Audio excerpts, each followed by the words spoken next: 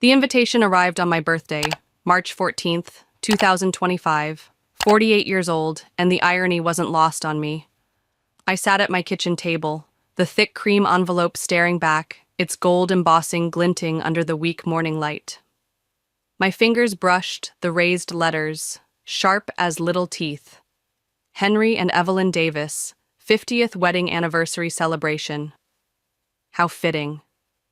Another milestone for them, delivered right on time to eclipse mine.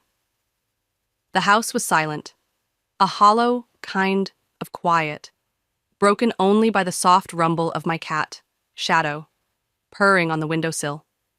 No cards, no calls, not even a text. Not from my parents, not from my brother Ethan, not from my sister Claire. Not even from Harper, my daughter, though I knew she'd be gutted once she remembered. I'm Charlotte Miller, and I've spent 3 decades watching my family throw parties for everything but me. Birthdays, promotions, anniversaries. Theirs always shimmered in the spotlight while mine flickered out like a candle nobody bothered to light.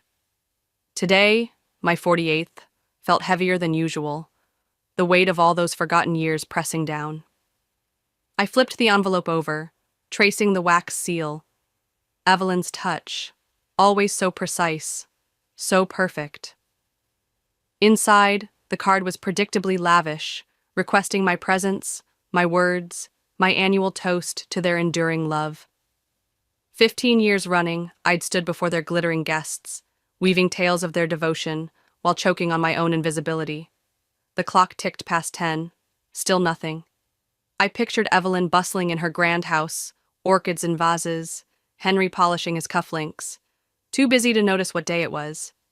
Ethan probably at some meeting, Claire jetting around Seattle, all of them orbiting their own lives, and Harper, my fierce, distracted 21-year-old, buried in finals at college.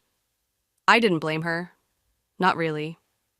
She'd inherited their knack for forgetting, but hers came with apologies, not indifference. The front door slammed open, jarring me from my spiral. Harper burst in, her dark curls a wild halo, her backpack thudding to the floor. "Oh my God, Mom! I'm so sorry!" Her voice cracked, her arms wrapping around me before I could stand. She smelled of coffee and regret, her hair tickling my cheek. "I just remembered what day it is. Finals. I got so caught up." She pulled back, her green eyes searching mine, bright with guilt. "It's okay, honey," I said, though the words felt like ash. "You're here now." She didn't buy it. Never did. Her gaze landed on the envelope in my hands and her face darkened, a storm brewing behind those eyes. "Is that their anniversary invite?" She snatched it, reading fast. "They sent it today? On your birthday? Are they serious, Mom? Another speech?" Her voice rose, sharp as a blade, cutting through the quiet. I forced a smile, brittle as old paper. 28th year they've forgotten, but who's counting? My laugh didn't land, just hung there, awkward and thin. Harper's jaw tightened, her fingers crumpling the envelope's edge. The phone rang then, shrill and insistent, Evelyn's name flashing on the screen. Harper glared at it. "Don't answer." I didn't. It rang again, a second call in 5 minutes. Henry this time. Harper's hand found mine, warm and steady. "Let's get out of here," she said, her tone fierce, final. "They can wait." For once I didn't argue. My mind drifted as Harper rummaged for her keys, the envelope still a heavy ghost in my hand. Forgotten birthdays stacked up like unopened mail, 28 years of them, give or take. I saw myself at 16 in that blue dress I'd saved up for, sitting on the porch till midnight, waiting for someone to notice. Henry had glanced out once, tie loose from some dinner, but said nothing. Evelyn had been too busy with her garden club. Ethan and Claire, off in their teenage worlds, didn't even look up. Last year's memory stung sharper. Their 49th anniversary, another gala, another speech from me. I'd stood there, voice steady, praising their love while my birthday slipped by, unnoticed again. Lauren, Ethan's wife, had tried. She's the soft one, the peacemaker. Let's sing happy birthday to Charlotte, she'd said during the toast, her smile hopeful. Evelyn shut it down fast, her voice like ice over crystal. It'll detract from the celebration, dear. The room had laughed, a polite ripple, and I'd swallowed the lump in my throat, smiled like it didn't hurt. I remembered Ethan's wedding rehearsal dinner, too. Uninvited, because he'd assumed I'd be busy with my little stories. Claire's 40th in Seattle, a bash I'd helped fund. No mention of my 45th the week before. My first book deal, announced at Christmas. They'd clapped, then pivoted to Ethan's engagement news. That's nice, dear, Evelyn had said, but wait till you hear this. Always the afterthought, the shadow in their perfect frame. The phone buzzed again, Evelyn, relentless. Harper muttered, "Ignore her," and I did, letting it ring out. My chest ached, a dull, familiar bruise. 28 years of this, and I'd still show up, still speak, still pay half their party bills. Why? Because it's what family does? Or because I'd learned to fade so well they didn't even see me disappear? Harper's voice cut through. Found the keys. Let's go. I looked at her, really looked, her fierce eyes, her clenched fists. She saw me, even if they didn't. Maybe that was enough to start with. The phone lit up again. Henry now, then a text from Ethan. Mom's trying to reach you. Important anniversary stuff. Don't be difficult. Difficult. Rich, coming from the brother who'd forgotten me more times than I could count. I grabbed my coat. Let's make it quick, I said, my voice cracking with something new. Anger, maybe, or hope. Later that night, after dinner with Harper, burgers and fries, her treat, I sat in my home office, the quiet pressing in again. The cat curled on the sill, a soft shadow against the dark. On my desk, a leather-bound photo album, Evelyn's signature move, dropped off while we were out. No note, just her passive-aggressive nudge. I flipped it open, the pages whispering under my fingers. 49 years of their celebrations. Evelyn in silk gowns, Henry in tailored suits, champagne flutes gleaming. Me. A blur in the background, holding a tray, fixing a spill, invisible even in their perfect shots. My laptop glowed beside it, my memoirs document open, The Art of Invisibility. Nearly finished, just waiting for an ending. I'd poured 48 years into it, every forgotten birthday, every, "That's nice, dear," every time I'd smiled through their oversight. For 15 years, I'd given their anniversary speeches, crafting beautiful lies about their love while mine went unseen. My thumb brushed the album's edge, the weight of it sinking into me. 28 years forgotten, but who's counting? Me, always me, until now. The doorbell jolted me. Lauren stood there, her coat damp from drizzle, her face tight. "Evelyn sent me," she said, stepping in without asking. "She's worried you'll make things difficult for the anniversary." Her eyes flicked to the album, then my laptop. I turned the screen toward her, the title in bold, The Art of Invisibility, A Daughter's Guide to Being Forgotten. Her breath caught. "Charlotte, you can't." "Can't what?" My voice was steady, sharper than I meant. "Tell the truth?" "It'll destroy them." She shifted, uncomfortable. "This anniversary means everything to them."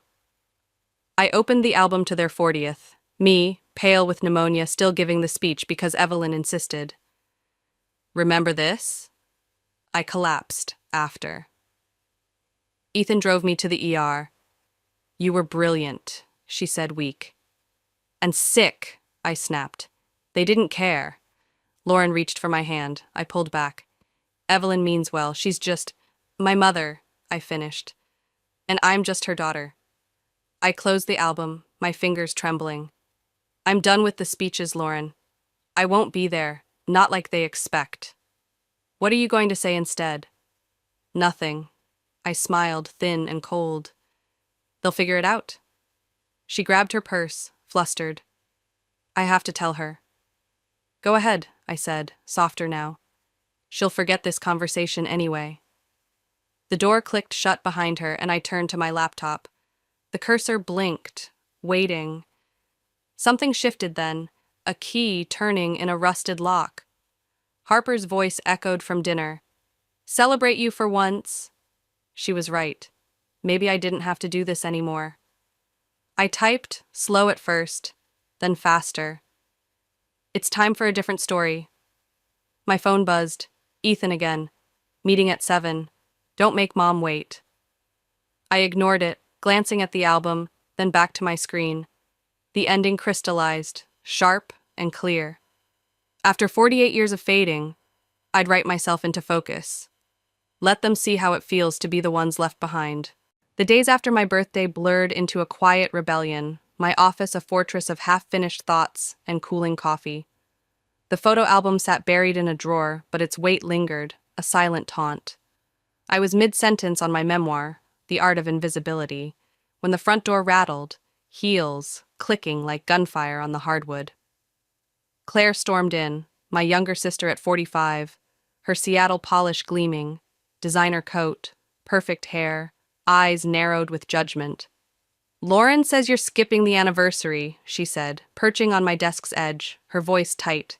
"Some exposé?" I didn't look up, just kept typing, every ignored milestone, every dismissal, spilling onto the screen. She leaned closer, spotting my laptop. "What's that?" I turned it toward her, the title stark against the white, The Art of Invisibility. Her composure cracked, a rare fissure. "You've submitted it?" I nodded, clicking open an email from my publisher. "Dear Ms. Miller, your powerful exploration of family neglect resonates deeply. Publication set for next month." Claire's lips thinned. "You're serious. This drops during their anniversary?" I smirked, a bitter edge creeping in. "Funny how I forgot their date, too." "This will ruin us," she snapped, standing now, pacing. Mother's beside herself. Seating charts, guest lists. "Tragic," I cut in, my voice dry. "All that effort, and no one to toast their perfection." "Don't be petty, Charlotte. It doesn't suit you." She picked up Harper's framed photo from my desk, her fingers tight around it. "It's just a memoir," I said, snatching it back. "Like the 3 I've published. About other people's families. This one's ours." The door swung open again. Harper, takeout bags in hand, her glare locking onto Claire. "Aunt Claire, nice timing." She dropped the bags, crossing her arms. "Discussing Mom's latest tantrum?" Claire set the photo down with exaggerated care. "Your mother's writing some literary vengeance. It's her best work yet, right?" Harper's eyes flashed. "Damn right it is. Publishers are buzzing." Claire's voice dropped cold. "And it'll humiliate us. Our family, Harper, your family." "The truth only humiliates people who deserve it," Harper shot back, stepping closer. I kept typing, the words flowing now. Christmas in Paris, them forgetting my ticket, my first book deal, overshadowed. Claire's face paled. "You're too sensitive, Charlotte. Always have been." "And you're too blind," Harper countered. "Both of you out of my house." Claire grabbed her bag, her parting shot low. "This is a mistake. A family-destroying mistake." The door slammed and Harper turned to me, fierce and steady. "You okay?" I nodded, my fingers still moving. The fight wasn't over. It was just beginning. A week before their 50th, Evelyn insisted on a small family dinner to smooth things over. I knew better, but there I was, seated at her polished dining table, pushing roasted potatoes around my plate. The chandelier gleamed overhead, casting shadows on the stiff faces around me. Evelyn at the head, Henry beside her, Ethan and Lauren across, Claire via video from Seattle. Harper sat next to me, her silence a coiled spring. Evelyn's smile was tight as she held the wine bottle over my glass. "More, Charlotte?" "You've barely touched it." I shook my head, but she poured anyway, the red spilling too high. "You look tired, dear. Writing can be so draining, can't it?" Ethan cleared his throat, breaking the brittle quiet. "Speaking of writing, how's the new book?" The table froze. Forks paused, breaths held. I met his gaze, steady. Finished. Final edits approved yesterday.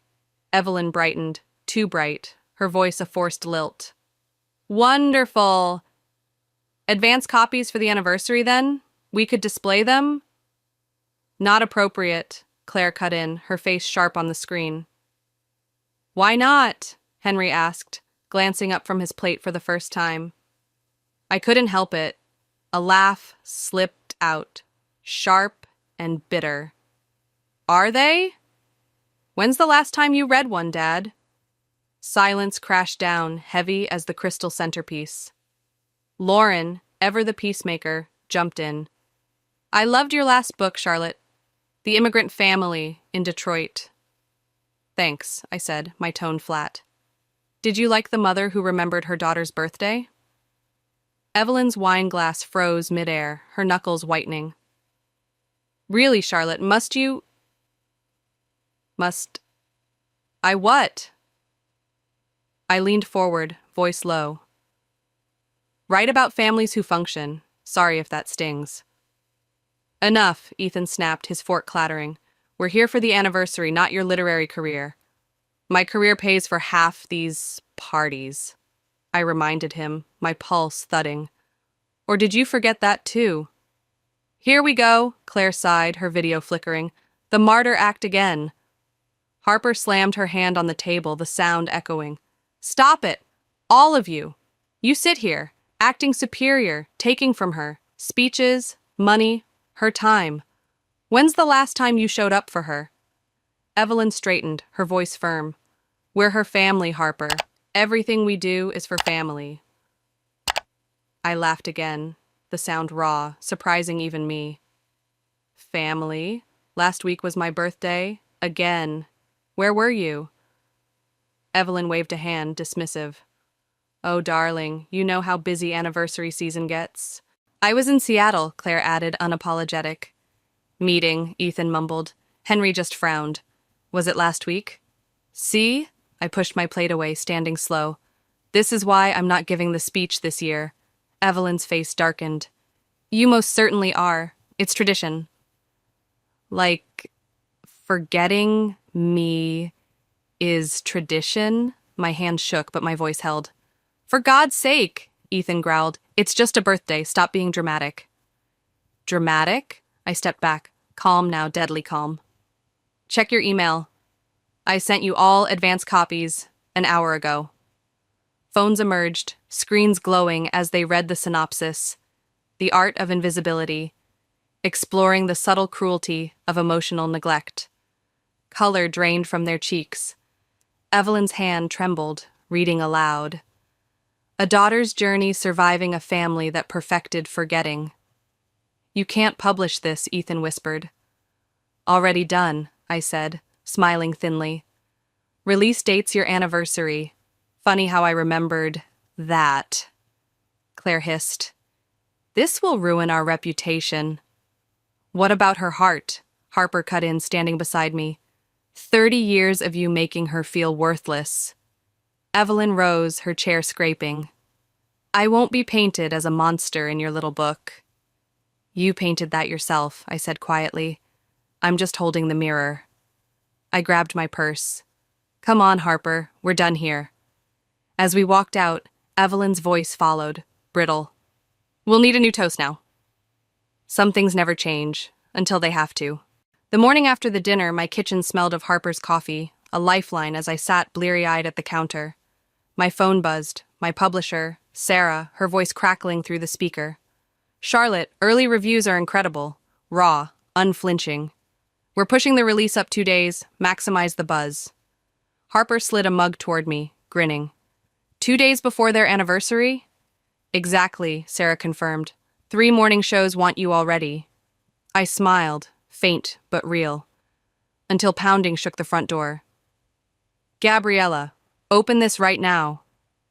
Evelyn's voice sliced through the wood. I'll call you back, I told Sarah, hanging up as Harper moved to answer. I stopped her. No, I've got this. Evelyn burst in, clutching her tablet, her usually flawless hair askew. Have you seen these preview reviews? She thrust it at me, her finger jabbing the screen. A searing indictment of privileged family dynamics, a mother's casual cruelty laid bare. Her eyes blazed. Do you have any idea what this will do to us? Make you see me? I kept my voice neutral, sipping my coffee. She laughed, a bitter bark. See you? All we've done is help you succeed. Who paid for college? Who got you publishers? Who forgot I existed unless they needed something? I set the mug down, the clink loud in the silence. Who made me feel I was never enough? She faltered, then rallied. You're ridiculous.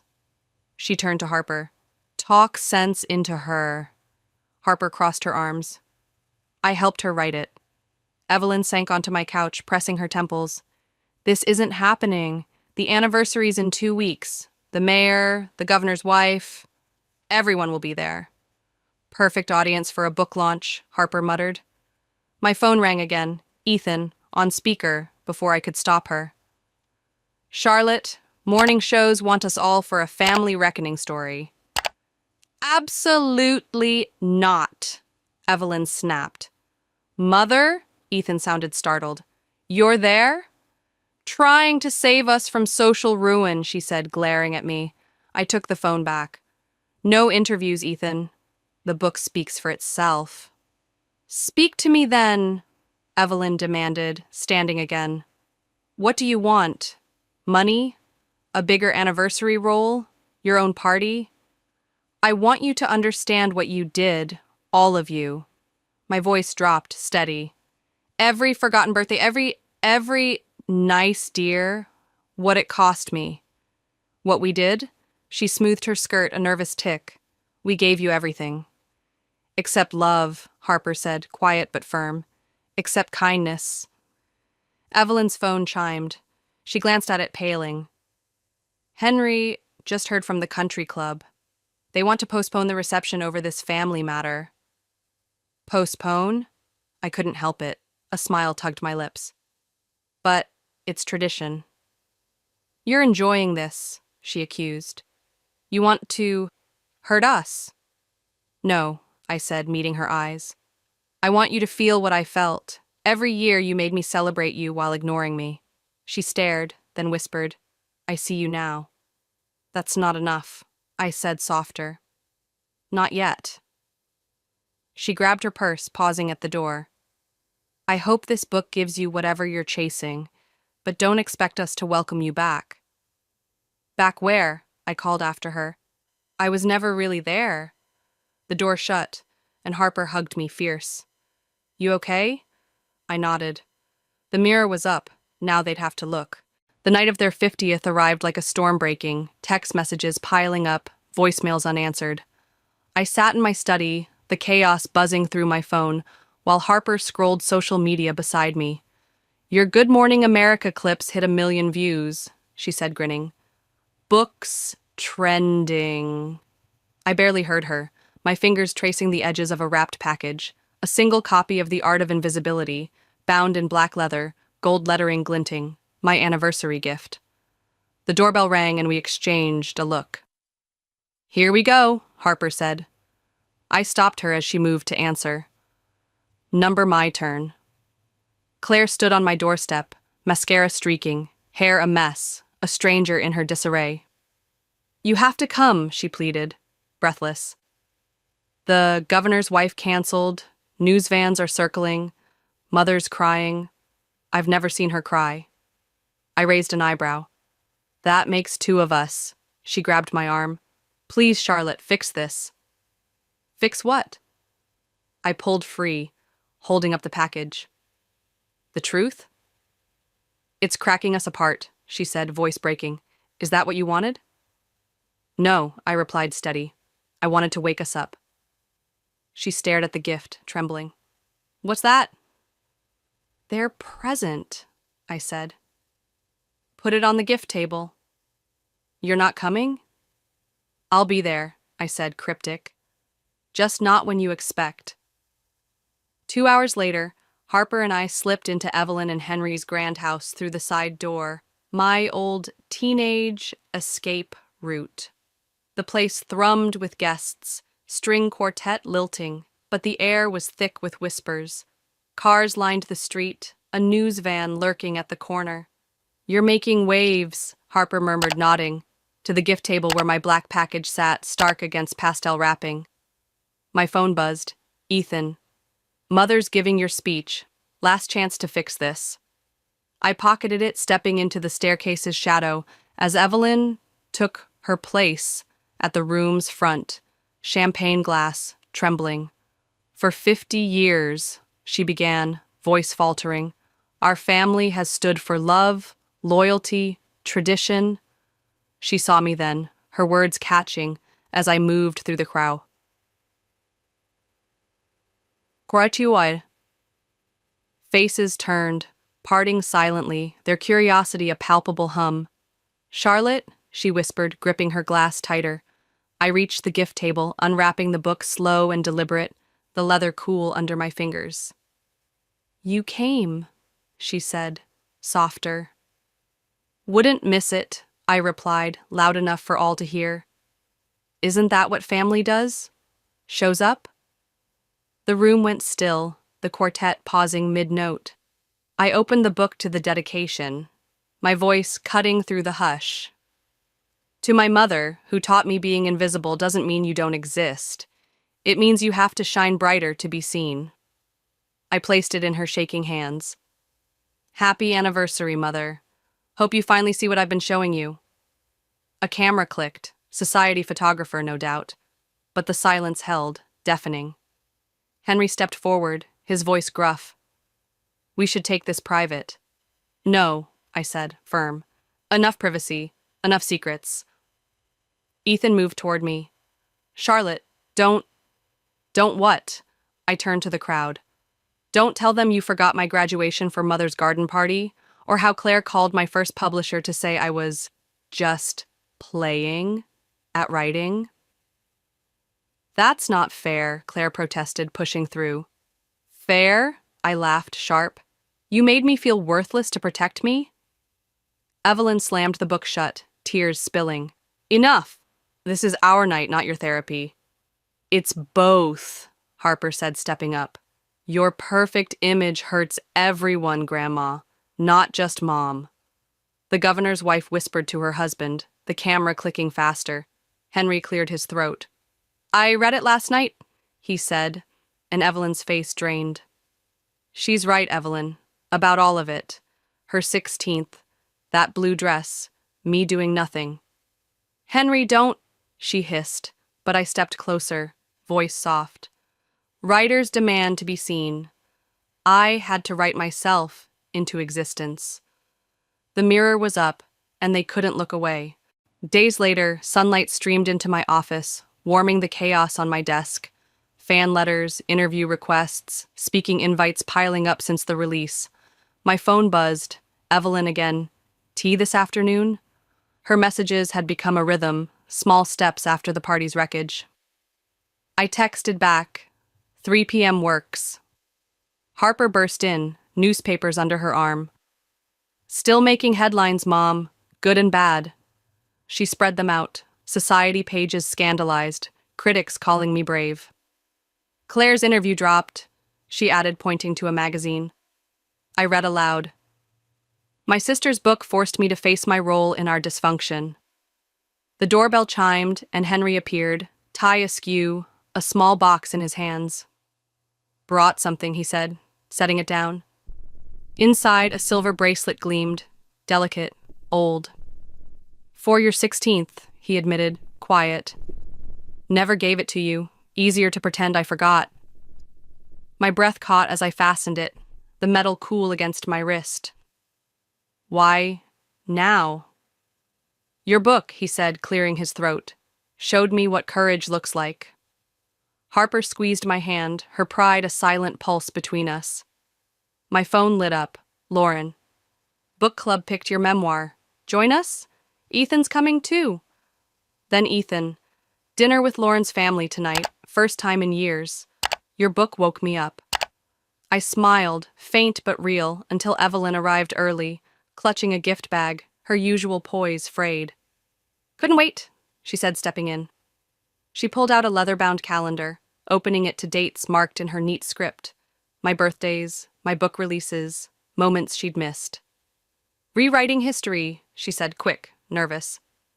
It doesn't fix it, but maybe it builds something better, where we see each other. Henry picked up a newspaper, reading aloud. In exposing her family's flaws, Miller creates a mirror for our blind spots. Harper grinned. Grandma, my friend's mom started therapy after your book. Evelyn's lips twitched. The governor's wife said the same at her garden party. We've sparked a revolution. What about the country club reception? I asked, curious. Cancelled, she replied, firm. Some traditions aren't worth keeping. She pointed to today's date. Thought we'd start a new one. Family tea, Wednesdays if you'll have us. I looked around, Henry fidgeting, Harper beaming, Evelyn clutching her calendar like a lifeline.